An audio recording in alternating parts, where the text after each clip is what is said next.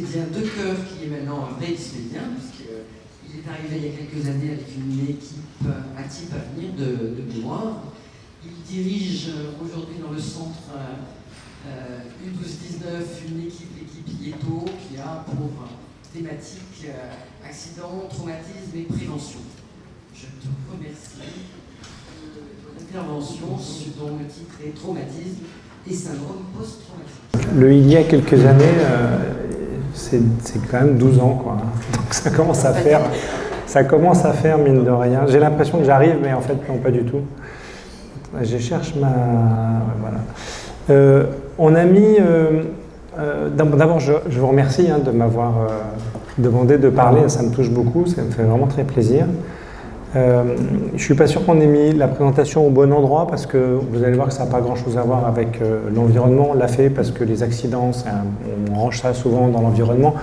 Mais en fait, on aurait dû mettre ça ce matin avec la présentation de Mika sur le stress et les risques cardiovasculaires parce que vous allez voir qu'on n'est vraiment pas loin du sujet, vraiment pas loin. Et moi, je m'en suis rendu compte qu'aujourd'hui, donc mea culpa. C'est pas grave, hein, on a la plasticité neuronale nécessaire pour s'adapter à ça. Ce que je vais vous montrer, ça va être... c'est le pointeur, ça? Non, c'est ça. Ça va être un peu une présentation sur quelque chose que vous allez voir un peu en chantier. C'est un chantier de recherche. Non mais ça doit marcher, j'ai juste pas appuyé sur le bouton. Ouais. Mais bon, donc c'est pas une généralisation comme des présentations qu'on a entendues aujourd'hui, mais vous allez voir que quand même, dans ce chantier-là, on se pose des questions de santé publique et on se pose des questions de généralisation et de perspective. Et je trouve que c'est pas plus mal, bon c'est ce que j'avais aussi, mais c'est pas plus mal de montrer les choses comme ça. Enfin en tout cas c'est une façon de faire. Tout a commencé au début quand je suis arrivé à l'ISPED, où on a monté une étude en collaboration avec les urgences du CHU sur le trauma crânien. Sur le trauma crânien léger, et on se posait donc plusieurs questions, essentiellement deux. La première qui ne nous intéresse pas aujourd'hui sur la recherche de marqueurs sanguins pour essayer d'avoir un indicateur plus rapide des traumas crâniens légers qui ne posaient pas de problème. Et la deuxième qui essayait de se poser la question de savoir si ça existait, ce qu'on appelait le syndrome post-commotionnel, post-concussion syndrome en anglais, parce que on s'était rendu compte depuis très longtemps, et on avait appelé ça syndrome post-commotionnel, ce que les traumatisés crâniens légers souffraient de symptômes, une partie d'entre eux, en tout cas quelque chose comme 10 à 20%, ce qui n'est pas rien, de symptômes très peu spécifiques, vous voyez, des maux de tête, des troubles du sommeil, de l'irritabilité, des choses comme ça, assez peu spécifiques, mais qui, pour un grand nombre d'entre eux, les empêchaient de vivre correctement, les empêchaient d'aller au travail, les empêchaient d'aller à l'école, créer des problèmes dans la famille, etc., qui était un vrai handicap et qui durait plusieurs mois. On a appelé ça syndrome post-commotionnel et on a fini par se dire que c'est quand même bizarre. On aimerait bien savoir si c'est vraiment quelque chose de spécifique au trauma crânien. Et donc cette recherche était un peu faite pour ça dans sa deuxième question, comme je vous l'ai dit. Donc pour faire ça, on a fait des choses très simples. J'accélère un tout petit peu. On a comparé des traumas crâniens avec des traumatisés non crâniens et puis on a essayé de voir finalement ce qui se passait. Et on les a rappelés à 3 mois notamment, à 12 mois aussi, mais à 3 mois, et on a essayé de faire des comparaisons. Et les résultats de ça ont été publiés il n'y a pas si longtemps que ça, en 2014 dans JAMA Psy, et on montrait plusieurs choses. On montrait d'abord que si on prend une des échelles, vous voyez qu'il y a une échelle qui est assez connue qui s'appelle le Rivermed, on se rend compte qu'on a à peu près 30% de ce syndrome post-commotionnel à 3 mois, mais on a aussi 23% de ce syndrome à 3 mois chez les traumatisés non crâniens. Premier résultat, un peu étonnant. Le deuxième résultat, c'était que chez les traumatisés crâniens légers, cette fois-ci, on n'avait aucune association entre la probabilité d'avoir ce syndrome-là et les indicateurs de sévérité du trauma qu'on avait, qui étaient disponibles. Je vais passer pour aller vite, et on avait des indicateurs, et à chaque fois, on avait exactement la même proportion, quelle que soit la sévérité du trauma. Bizarre. Troisième résultat, ce syndrome, comme facteur prédicteur, un des facteurs prédicteurs le facteur prédicteur le plus important, c'était le type d'événement qui était arrivé. Et vous voyez, on a un OR de 2 pour les agressions, 1,32 pour les accidents de la route, et puis moins, c'est une interprétation, et vous allez voir qu'elle est étayée plus tard, moins les facteurs de stress et de menace est impliqué dans l'événement qui a conduit au trauma crânien, et bien moins plus la probabilité est faible d'avoir ce syndrome post-commotionnel. On se dit, quand on voit ça, eh ben, peut-être que le stress a quelque chose à voir avec ce syndrome post-commotionnel. Enfin, sur ce tableau, tant qu'on y est, on se rend compte qu'on est capable de prédire ce risque-là avec des variables préexistantes à l'événement, et notamment les trois variables, il n'y en a que deux, mais les trois variables les plus importantes, c'est le sexe. Chez les femmes, c'est plus fréquent, chez ceux qui se plaignent d'avoir un état de santé mauvais, et ceux qui ont des antécédents d'anxiété, de prise d'anxiolytiques. Et si on combine ces facteurs-là, on arrive à passer d'une prévalence de 10-20% à une prévalence de 60% de gens qui ont ce syndrome post-commotionnel, qui encore une fois est un problème de santé publique majeur, puisque ça handicape leur vie de tous les jours. Alors, c'est le stress, et comme c'est le stress, on se dit, tiens, ça me fait penser à un truc qui est le syndrome de stress post-traumatique, dont on entend parler maintenant un peu plus, mais qui était connu depuis un certain temps, en particulier depuis la guerre du Vietnam. Et ce syndrome de stress post-traumatique, en anglais le PTSD, a trois dimensions qu'on ne voit pas bien ici, qui sont l'évitement, l'intrusion et ce qu'on appelle l'hyperactivité et l'inhibition. Les dimensions d'intrusion sont bien isolées sur une analyse en composantes principales, les dimensions d'évitement aussi, et puis les dimensions d'hyperactivité et d'inhibition, qui sont des carrés jaunes ici, sont un peu mélangées et du même type que notre syndrome post-commotionnel dont je vous parle depuis tout à l'heure. Et même, il y a certains symptômes qui sont exactement les mêmes.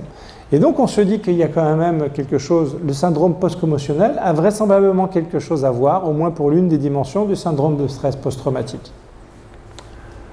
Bon, donc en résumé, le syndrome post-commotionnel, il n'est pas post-commotionnel. L'article dans JAMA-Psy dont je vous ai parlé est intervenu juste avant la mise en place l'édition du DSM-5, qui est le manuel de codage des pathologies psychiatriques. Et ce qui fait qu'à cause de nous et à cause de quelques autres, mais j'ai cru savoir qu'on avait un peu eu un impact important là-dedans, le syndrome post-commotionnel a juste disparu à cause de nous. Il a disparu, mais les gens, ils sont toujours malades, ils ont toujours des problèmes. Mais la définition du syndrome, ça ne s'appelle plus post-commotionnel, ça ne s'appelle plus rien. Donc ça n'existe pas, et nous on l'appelle, et on n'est pas les seuls, on l'appelle maintenant post-concussion-like symptoms. On fait comme on peut, quoi. C'est un truc qui ressemble au syndrome post-commotionnel, mais ce n'est pas spécifique des traumatisés crâniens. Il y a un overlap, il y a une interaction, une intersection avec le syndrome de stress post-traumatique, et le stress a vraisemblablement quelque chose à voir là-dedans. D'un point de vue de santé publique, et si je vous dis ça, c'est parce que nous, on travaille particulièrement avec les urgences de Pellegrin en particulier, il faut essayer de prendre la dimension du phénomène. Les urgences pour trauma, c'est à peu près 5 millions de visites chaque année. Si j'ajoute les visites non traumatiques, c'est 11 millions de visites uniques, c'est 18 millions de visites en tout, mais 11 millions de visites uniques. Donc en gros, un Français en moyenne, il va tous les 6 ans, ce qui est quand même considérable. Si on applique les 10-20% de syndrome post-commotionnel dont je vous parlais tout à l'heure, on est, pour faire simple, à peu près 1 million de personnes qui chaque année, à 3 mois, plusieurs mois après l'événement, vont se retrouver handicapées et avoir des problèmes graves de retour au travail, d'irritabilité, tout ce que je vous ai décrit tout à l'heure. Donc on est face à un problème vraiment majeur qui est peut-être, vraisemblablement, une histoire de stress qui apparaît autour, encore une fois, d'un événement qui est la visite aux urgences suite à un événement particulier, un accident ou même un événement médical stressant. Voilà, puis on n'en sait pas plus, mais voilà où on en est. Et donc, face à ça, on a, toujours avec les urgences de Pellegrin, on a mis en place un programme qui s'appelait SOFTER. J'ai retrouvé pour aujourd'hui ce que ça voulait dire, parce que je ne m'en souviens jamais. C'est Stress Following Trauma Emergency Response. Et on a fait SOFTER 1. SOFTER 1, c'est que toujours aux urgences, sur à peu près 200 personnes, on a auto-évalué le stress des gens à l'entrée des urgences et à la sortie. Donc à l'entrée et à la sortie, il peut être bas-bas, il peut être haut-haut, il peut être haut-bas, et il peut être bas-haut. Et puis, 3 mois après, vous imaginez, on a essayé de regarder, on a posé des questions pour essayer d'évaluer le syndrome post-commotionnel, ou le post-commotionnel-like syndrome.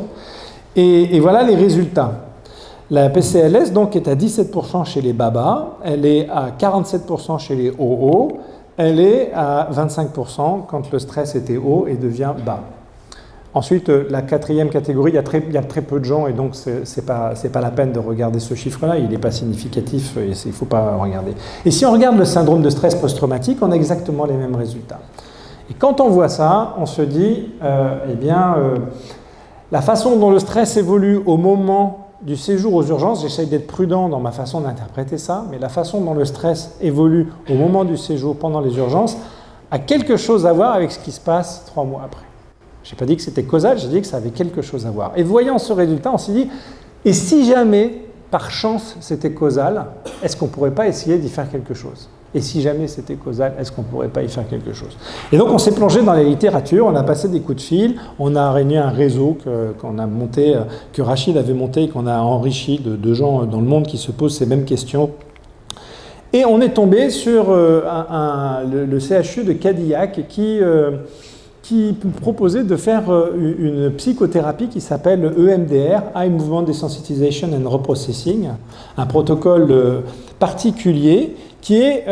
alors, il n'y avait pas de littérature sur le syndrome post-commotionnel, donc on est allé chercher la littérature dans le PTSD, dans le syndrome de stress post-traumatique, parce que c'est tout ce qu'il y avait. Et on s'est rendu compte que l'intervention psychothérapeutique la plus recommandée, par Cochrane, par l'OMS, même par l'INSERM, c'était donc cette EMDR. Ça consiste en gros à faire une interview psychothérapeutique en bougeant les doigts devant vous et en vous faisant bouger les yeux de droite à gauche. Ça fait vraiment magique et de fait, derrière ça, quand on me pose la question pourquoi ça marche, etc., enfin pourquoi on a choisi ça, il y a un discours explicatif. Mais ce discours-là, je ne vais pas le faire parce que sincèrement, moi je ne suis pas persuadé que ça soit le bon. Pour l'instant, on a juste une méthode, une poudre de perlimpinpin qui est recommandée dans le cadre du traitement du syndrome de stress post-traumatique, point final. Et donc on s'est dit avec ces gens-là, on va faire Softer 2, donc avec le CASPERT, là, qui est une émanation du centre hospitalier de Cadillac, de gens qui sont spécialisés dans le traitement des troubles de stress post-traumatique, ils sont à Bordeaux, là, à ce nom. Le CHU de Bordeaux pour les urgences avec qui on bosse, l'INSERM et l'université, ça c'est nous. Pardon, j'ai oublié le logo de l'ISPED. Mais... Et donc on a fait un essai randomisé,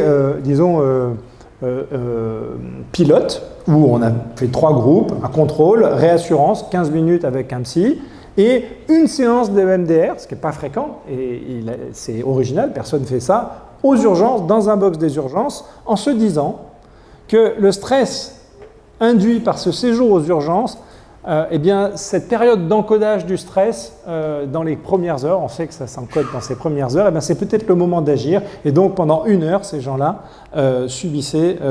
bénéficiaient de ce traitement EMDR. Voilà. Dernier point, il y avait un screening préalable. Et donc, avec ce screening et les 3 variables dont je vous ai parlé tout à l'heure, on passait donc de 20% à... de 20% à peu près 60%. Alors, on va essayer de retrouver. C'est bon, on est là. Voilà.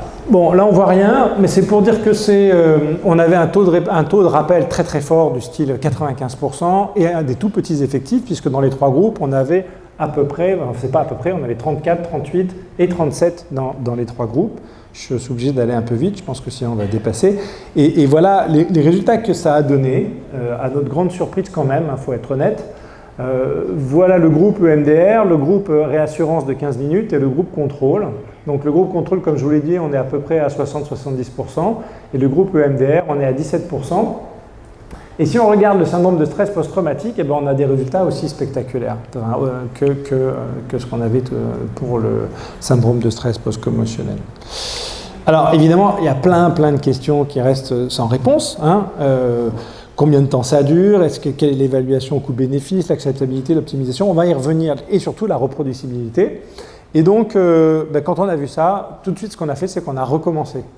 Alors ça s'est terminé il y a 1 an à peu près, et on a recommencé, donc il y a 1 an, on a recommencé vers le mois de février, en se disant qu'on allait faire Software 3, parce que juste avant c'était Software 2, donc maintenant c'est 3, avec 400 patients, 2 sites, Lyon et Bordeaux, 2 groupes de randomisation. On a viré la réassurance, parce qu'il n'y avait pas de raison de garder ce groupe contrôle.